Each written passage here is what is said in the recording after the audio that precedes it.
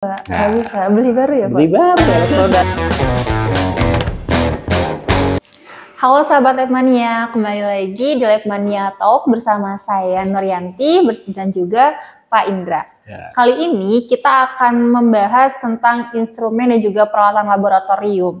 Nah, yang pertama ini adalah pH meter.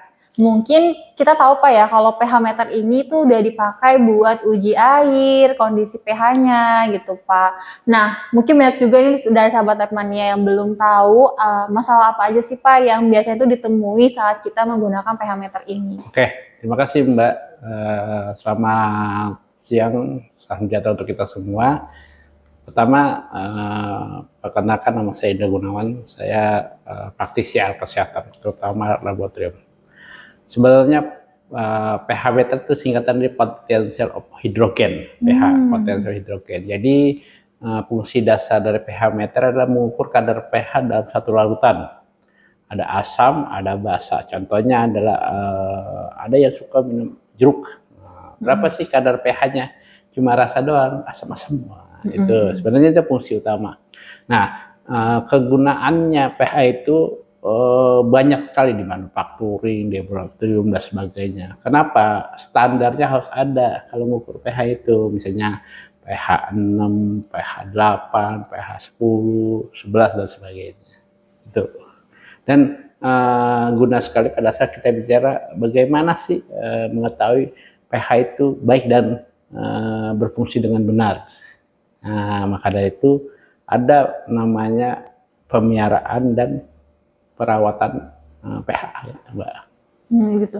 Tapi berarti kalau misalnya masalah yang sering terjadi Pak, misal kayak saya mau ngukur nih di larutan yang tadi yang apa jeruk ya es jeruk kayak gitu Pak. Kan itu kalau jeruk yang kita tahu kan asam gitu kan Pak, tapi ternyata saat diukur pakai pH meter itu malah nilai pH-nya mungkin di basa atau mungkin di jadinya netral gitu Pak. Nah, kalau yang kayak gitu terus gimana Pak? Ya, pertama Anda mengetahui bahwa ada namanya elektroda DPH.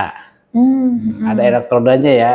Jadi kalau Anda mengetahui bahwa fungsi elektroda itu adalah merubah zat menjadi energi listrik. Fungsi elektroda. Nah, itu sangat penting bagi pH untuk elektrodanya gitu. Maka dari itu kalau untuk melihat pH, lihatlah elektrodanya. Kalau Anda mempunyai pH sebelum Anda menggunakan itu pasti ada botol di bawahnya. Supaya apa?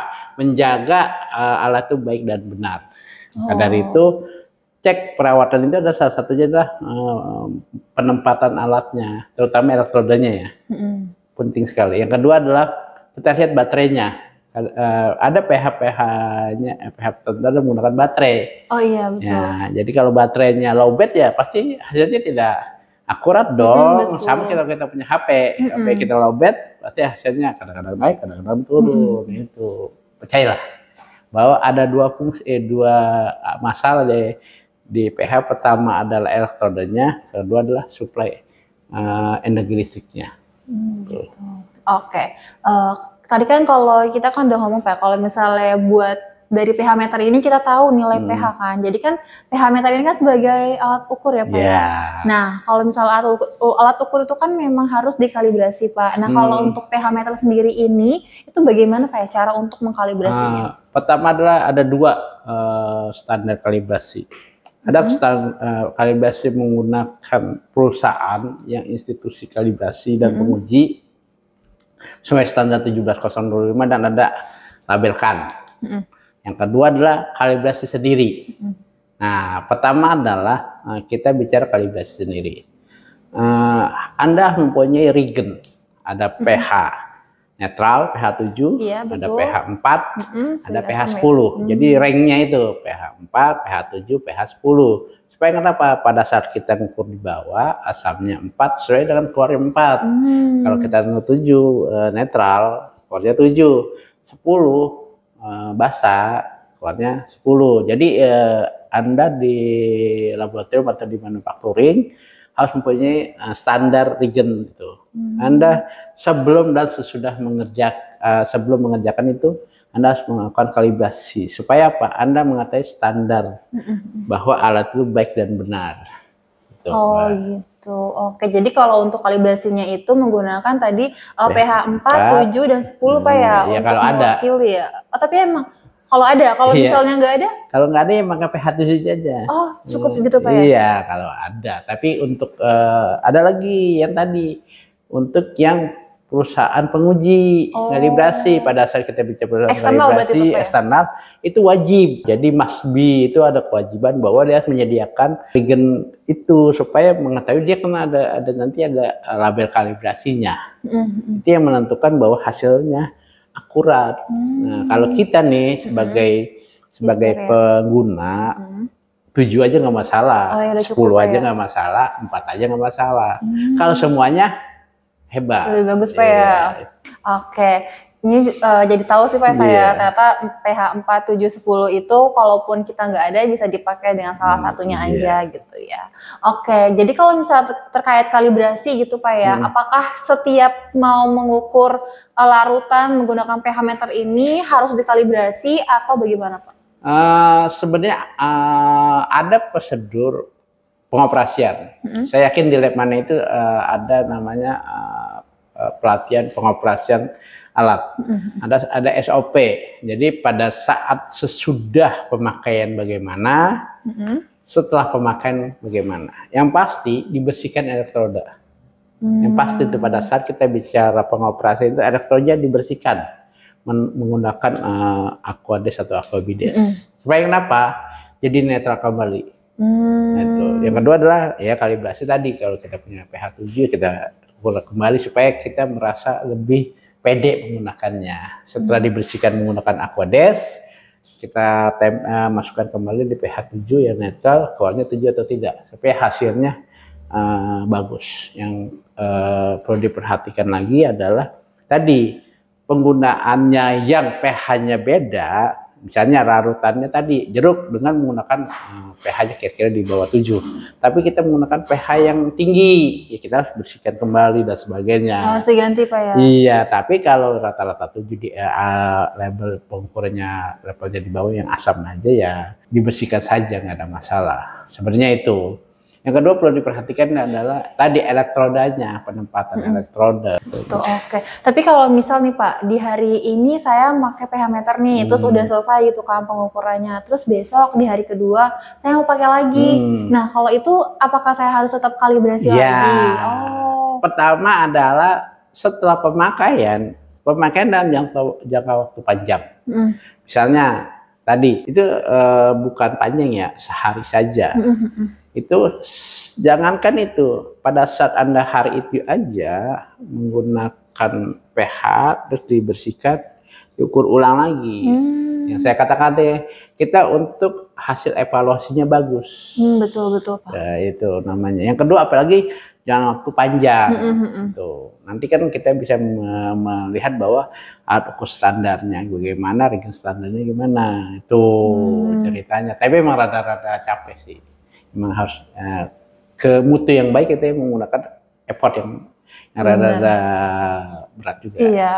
Tapi yang penting kan nanti hasil data yang didapatkan juga valid Pak ya, akurat, itu yang paling penting. Ya perlu diperhatikan juga regennya juga, saya perlu menyarankan kepada sahabat Lemania, regen yang dipakai 7, 4, dan 10 itu expired atau tidak. Oh iya betul Pak. Perhatikan sekali, kalau expired sama juga bohong dong. Karena pasti bakalan ngaruh Pak ya sama nilai pH yang didapat nanti. Karena tulisan dong 7, hasilnya oh ini 7 Pak, pada diukur 7,58 dan sebagainya.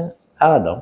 Oke, tadi kan kalau misalnya regen itu kan kita harus juga memperhatikan Pak ya, dia expired atau enggaknya. Nah kalau dari alat pH-nya meter sendiri nih Pak ya, gimana cara kita tahu kalau pH meter yang kita pakai ini masih memberikan hasil yang akurat gitu Pak? Mungkin kayak kinerja dari alat karena kan udah bertahun-tahun gitu kan. Pertama adalah tadi hasil kalibrasinya bagus atau tidak. Hasil kalibrasinya. Itu penting. Yang kedua tadi yang perlu diperhatikan selain regen itu baterai. Oh, baterainya. Iya, baterai sebenarnya kalau dipakai jangka waktu lama itu harus dibuka. Ya, kalau ada baterainya, tapi kalau dicas ya harus dicas dulu, pulih lah minimal 4 bar. Kalau alat ukur seperti pH meter itu pertama ada santungnya dari pH adalah elektroda. Oh, di elektroda Pak ya. Nah, yang kedua adalah di supply-nya. Wah, itu aja. Pada saat ada masalah di salah satunya pasti hasilnya tidak bagus. Oke, Pak, tadi kalau ngomong-ngomong soal elektroda Pak ya, kalau elektroda yang di pH meter tuh dia isinya apa Pak ya? Dia ada elektroda referensi dan ada elektroda standar. Dan dua pembanding. Misalnya dia itu membandingkannya, dia merubah energi karena potensial of hidrogen sih kan dari potensial beda. Ada singkatan yang lain. Dan dia merubah. Tapi gini, sekarang trennya aki. Ya. Aki kan kalau aki basah itu kan kita masukin kadar pH-nya bisa menghasilkan energi listrik itu.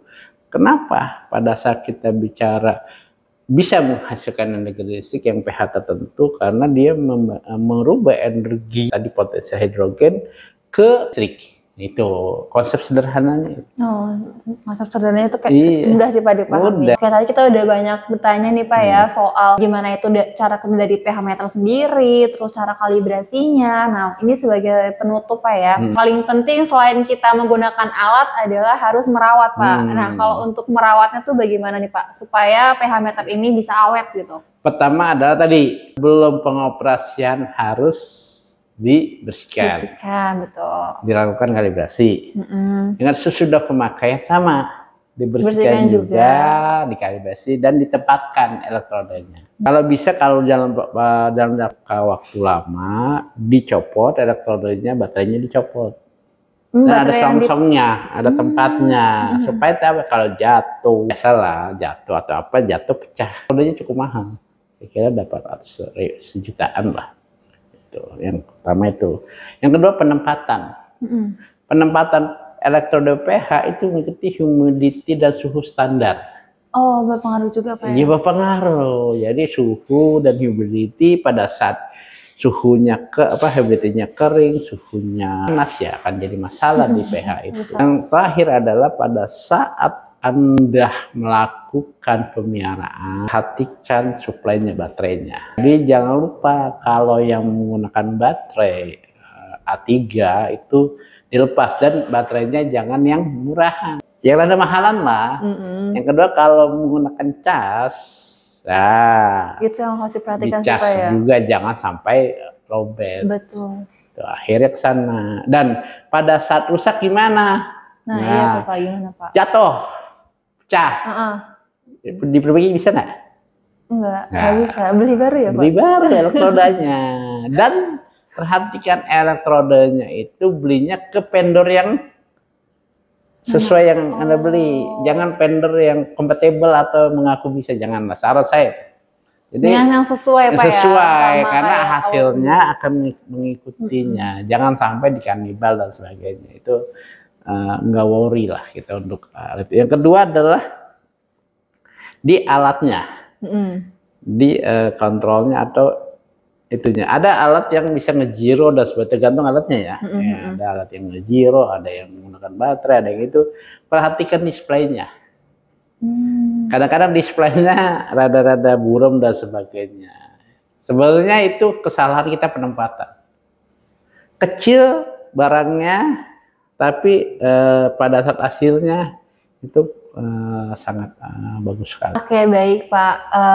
Ini kita juga sudah selesai Pak ya. Mungkin nanti kalau dari sahabat Lepmania ada pertanyaan terkait pH meter atau mungkin mereka punya kendala gitu Pak ya. Nanti boleh sampaikan di kolom komen. Nanti akan saya sampaikan juga ke Pak Indra begitu Pak ya. Boleh Pak? Ya boleh. Mungkin ada tambahan dari saya. Boleh Pak. Pertama ada pada saat pembelian pH. Anda melakukan namanya health technology assessment. pH mana yang bagus adalah yang sering dipakai yang Anda sekarang dipakai. Harganya mahal Pak, itulah harga menentukan kualitas. Betul. Bukan cashback menentukan kualitas. Yang kedua adalah pada saat pengoperasian. Jadi pada saat Anda pengoperasian ada yang menggunakan standing, ada yang menggunakan tangan, lakukan sesuai dengan SOP. Betul. Dan gunakan APD, masker, handscoon dan sebagainya karena Anda di laboratorium. Terakhir ada pada saat pemeliharaan. Pemeliharaan itu tadi ada kalibrasi internal, ada kalibrasi eksternal. Padahal kita bisa kalibrasi eksternal, aturannya adalah bisa setahun sekali tergantung aturannya 17025 atau intermediate check. Nah, intermediate check itu kalibrasi internal. Nah, lakukan Anda kalau yang bagus sekali adalah Anda punya regen yang standar. dan jangan kadaluarsa. Terakhirnya adalah pada saat kita bicara pemeliharaannya, tadi penempatan yang bagus, suhunya stabil, dan kalau jangka waktu lama tidak dipakai, dibuka dan dipetkan dengan kardus-kardusnya. Oke, itu aja. Oke, baik Pak, terima kasih. Saya dan juga Pak Indra pamit undur diri dulu, tapi kita masih ada banyak Pak ya obrolan tentang alat-alat laboratorium di episode selanjutnya. Jangan lupa untuk saksikan terus Labmania Talk, dan jika ada pertanyaan silakan tulis di kolom komen. Terima kasih.